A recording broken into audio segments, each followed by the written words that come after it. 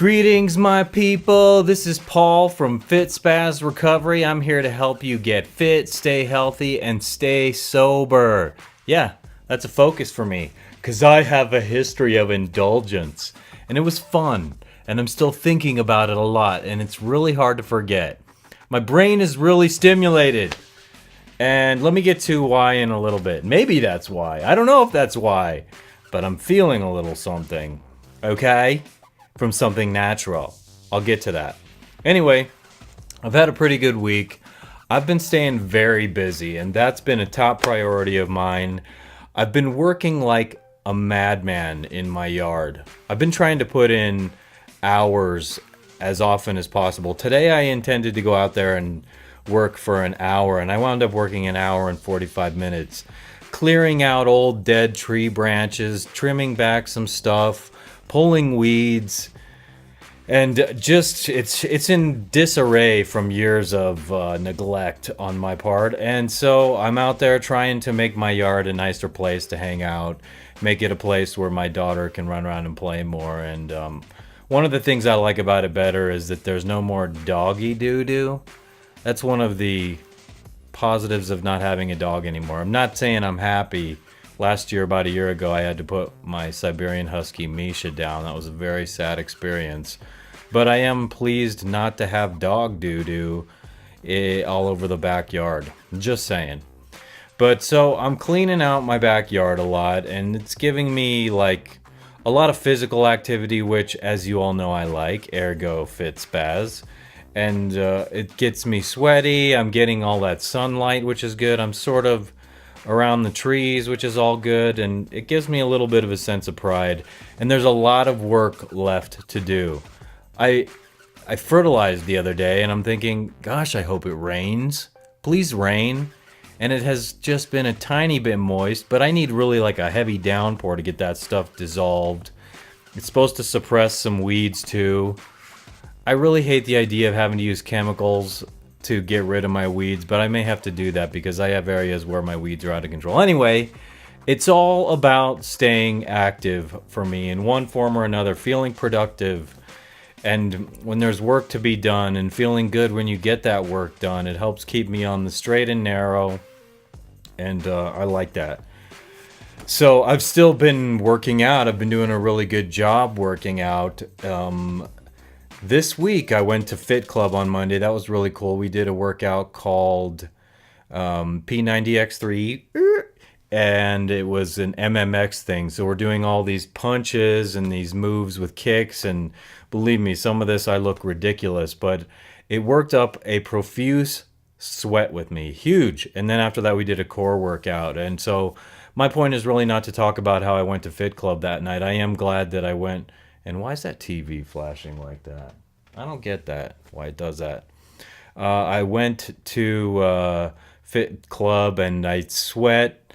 I had a lot of sweat that night, and so I probably was dehydrated. Even though I drank quite a bit of water during and after, I went to bed that night. And I had a very full day that day, very full, and had extraordinary dreams. I went to bed at 10:30. I was very relaxed. I've been going through my meditation routine right before bed, and it's like, and I set my mind up for the intent of having very restful, very deep, very rejuvenating sleep. And that seems to be working very well. But that particular night, I went to bed about 10:30, and so I think that I was so beat from that day, and I got into such a deep state of sleep that I didn't move for about 6.5 or 7 hours. I was just in the same position for almost 7 hours. And so then I'm dreaming. I'm having a strange dream about my cousin, who my sister and I are meeting downtown for dinner, and he arrives with a green old school Volkswagen Bug. But that's not the weird part. The weird part is that he wasn't driving the Volkswagen. It was being drawn by horses and he was sitting on the roof of it. And so what I love about that story, and you might be like, what the hell are you talking about? It's just the power of dreams to be so abstract and weird. So I'm thinking about that all week and I'm like, but I was dreaming that when all of the sudden, after 7 hours of sleep, of immobility, lying in bed in just one position, when bam, Charlie horse from hell in my left calf. And I'm like, oh, I'm like literally, oh, I wake up suddenly, immediately. I'm like out of it and I'm like grabbing my leg and rubbing it. I'm like, oh my God, that hurts. Oh my God, that hurts. I still feel it right now. That's how bad it hurts. And we're on Wednesday. That was Monday. And so it's kind of funny. So it took a little bit to go away and I'm like, no, I actually like a little baby. I'm like, no. And then finally it goes away and I'm like stretching my foot a little and I'm like, well, time to get up and go pee. This was like right after it subsided. And I don't know if I had a big adrenaline shot from this enormous pain. It was hell. It was like somebody stabbed a spear into my leg and I had to pull the spear out and wait for the pain to go away. So I'm like standing there about to go to the bathroom and I'm like, oh my God, I'm going to be sick. Like I feel a major hot flash and I feel nauseous and I feel like I'm going to faint. So I'm like, don't pee just yet. Go right back to bed because if you stand here and pee, you're going to wind up passing out and bonking your head on the kitchen or on the bathroom sink edge or whatever.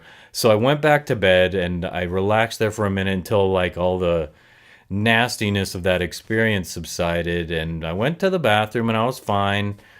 And it was just kind of like an extraordinary, like, whoa, experience for the week. And I've been stretching my calves more than usual. And today I did my leg workout, which was exceedingly challenging, but I did a very good job upping weight and just pushing through and being like, ugh, getting it done. And but I'm like, no, I'm not gonna stress out my calves right now. So I skipped calf workouts today, which I don't like to do. I don't mind working calves, but it's like, don't you give me your Charlie horse, buddy. And I think it was because I was dehydrated that night and stayed in the same position. Even still, I'm like, hey, take it easy, pay attention to my body. And so, yeah, today I didn't do calves, and I always replace it. So when there's something in my workout I don't do, I'm like, okay, this is a good time to do another core exercise. So if there's a reason like that, tomorrow I'm gonna it's like leg day is followed by back day. And then back, you have on both of these days you're doing a deadlift exercise, and I'm like, dude, I don't like to work the same muscle groups 2 days in a row and that's it. I don't like to do that because I think when you work it, you got to give it time to recover. And that's my philosophy. That's what I've heard others say. And I'm like, I don't know why they put that in one day after another. It also makes me more stiff and everything. So instead, I lift extremely lightweight tomorrow on that. I go like way light. I don't even lift weight on the first 2 sets. I just do the movement. And to me, that like gets blood going into the area, rejuvenating the area, healing the area, because all that circulation is important, getting the nutrients all the way in to your skin. Does it seem like I'm on crack today, or like I'm amped up on some kind of upper or something? Because I feel that way. I'm just energized being out in the sun and so forth. But not only that, there is one other new thing I'm trying, and I'm sometimes thinking, there is something I'm feeling when I'm doing this that is causing me to feel like I'm more alert, more cerebral. And it's all about like, okay, first there's what I've told you in previous weeks, how in my meditation, I have added this part that's all about developing my mind, achieving a higher level of consciousness where all the superficial and emotional petty things of life fall away and you're able to just be in control of your emotions, your mind, your body, everything. I don't know if that's having a benefit, but I always get to that part of meditation lately and I'm feeling like, yes, This is my favorite part. I say that in my head. I go, this is my favorite part now of meditation, that I get to this and I think of this goal and this desire of wanting my mind to develop itself subconsciously, and also me working at it on the proactive side, and these two working in concert with one another, and who knows if that provides a benefit. But that's not all. Okay, so I also talked to you about how I've changed my prayer routine all around. Like, it's totally different from what I was doing before. And sometimes before it was really good. It's just that I'm no longer focusing on, I'm not praying about problems like, oh, please, here's this problem I have. Please help me solve this problem. That's not what I'm doing, because in my view, this is how my philosophy's changed. I'm saying, I'm focusing on this problem right here. I'm getting into a totally different wavelength from the meditation, which is relaxing me, which is putting all the bad and the stress and the anxiety and the nervousness out of my mind. And then I'm coming to prayer, and then all of a sudden I'm focusing on these things that bother me. So my new approach to prayer is basically like, I say the serenity prayer because I like that. I like what it stands for and whatnot. But so that's what's not changed. And never mind, I'm not going to get into what that's all about right now. The point is about what has changed with prayer. And it's specifically prayer. Boop! Brain fart. No, I'm not high. Prayer, as far as I come into it, and I'm praying to manifest the character traits, the personality traits, every aspect of what I'm focusing on in meditation. And I go over a few of those things, like relaxation, like focus, like patience, like developing my mind, and so on and so forth. And being able to have mind over matter, as far as whatever control my mind and can have over my body in terms of my health, in terms of my immunity to sickness, all the way down to every little cell. I focus on that. I go through every square inch of my body, inside and out, all the vital organs, everything. And I'm like just imagining that these things will be better. So I pray to manifest these abilities.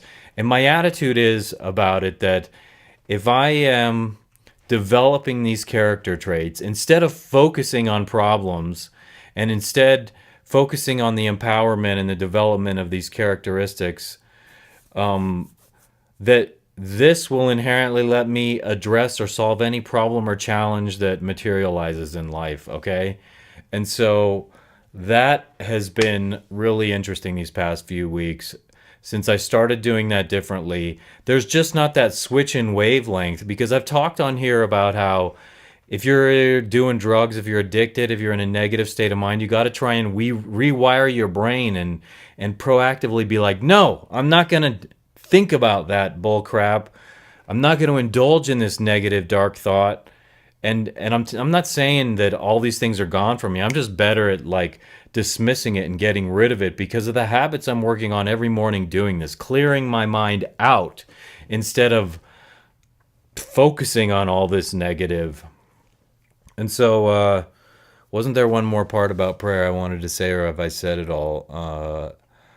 Just that it's part of the habit, trying to develop the prayer habit so that it's all positive and there's no negative to come from it. And I still pray for the well-being of others, but I don't go, oh, my poor friend is suffering from I say, like, I pray for my friend because I know they're having difficulty, and that's it. I don't start to just like feel the negative, like, because I can get in. It's easy to be like, oh, wow, I feel really bad for that friend, and like think about that deeply. And then suddenly I'm like in a negative mindset. And so wherever there's negativity, if I'm frustrated with family members or friends, or the way I relate to my ex, and the way we deal with our daughter, I put that out of my head. Okay? And so anybody out there who's so foolish enough to say like, oh, Paul, you haven't changed. It's like, forget you. You're full of malarkey. Like, I see for myself abundantly clearly that I've changed. And you're saying that only to deprive me of something special, to try and hurt me. And I recognize it so clearly. So anyone who does that is full of malarkey. I've changed enormously in so many positive ways, and I appreciate it, actually. The people who have noticed and they've taken time to stop and say, you've changed the way I'm acting, the way I'm behaving, the way I'm more relaxed, people have told me. Physically, I love that. I appreciate that, because you're like reinforcing to me that a lot of what I'm doing is working, okay? Hey, Howard, what's up, Howard? I want to get to how Howard has always talked to me about until the miracle happens. And sometimes I'm like, well, by golly, it sure seems like some kind of miracle is happening here. Okay? So, and one of the things I fall into, okay, I'm still missing marijuana. I still am like, damn, smoke some marijuana, put on a vinyl and be like, oh, you know what I mean? Or whatever it is, you play guitar, whatever it is I like to do it's like I'm in a good state of mind, and my mind is tricking me a little bit because it's like I'm in a good state of mind. Wouldn't it be cool to smoke marijuana and like just get that plus one? And it's like I've been thinking about Euphoria, the goal of meditation, the goal of whatever it is life. The goal of life should be, occasionally you're going to run into wonderful things that produce a natural sense of euphoria. I think like when my daughter was born, I was just looking at her on the table when they put her on the table to clean her off, and I was like, oh wow, holy mackerel. I felt like I got hit with a tidal wave of something amazing. But I don't think we're meant to experience euphoria all the time. And so, wow, the euphoria you get, I understand the euphoria you get when you smoke a joint. For me, example is like, wow, this is amazing. And sometimes it comes at the right time in life to accentuate an experience and just make that experience so wonderful and so memorable. Like all of the 90s for me, okay?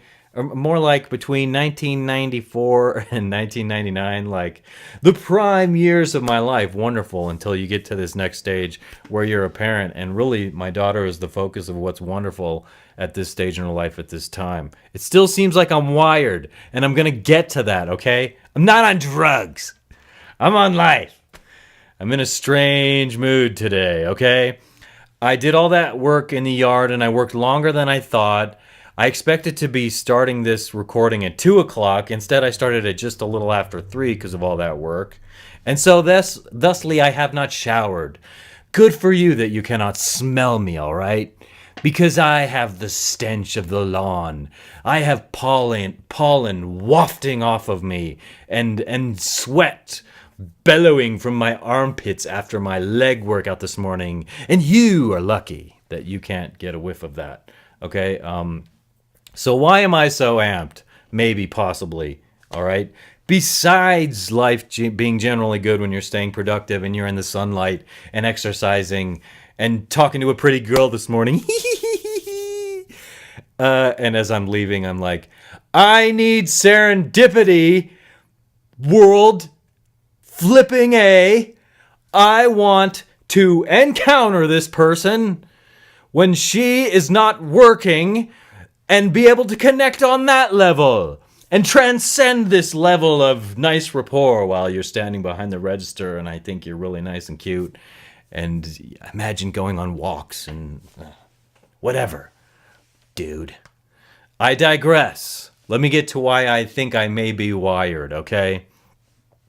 I listened to this particular radio show host, and he's all about liberty, okay? Alex Jones. And I'm afraid to say that because people are going to be like, what? That dude's a conspiracy theorist, dude. What? You think nobody landed on the moon? What? Never mind. He doesn't think that, by the way. I'm just being a ding-dong and getting a little shticky right now. So he has this big line of supplements for your health, and one of them is called Brain Force, and it's some kind of combination of herbs and whatever. It's nothing pharmaceutical.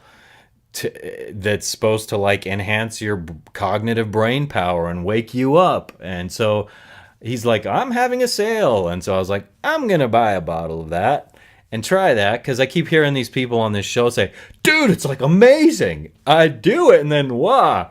And then so like the last few days I've taken 2 pills before I exercise. It's like you take 2 a day, and I'm trying to think, there are 30 in there, so it's gonna last 2 weeks, which stinks. It should last a month, dude.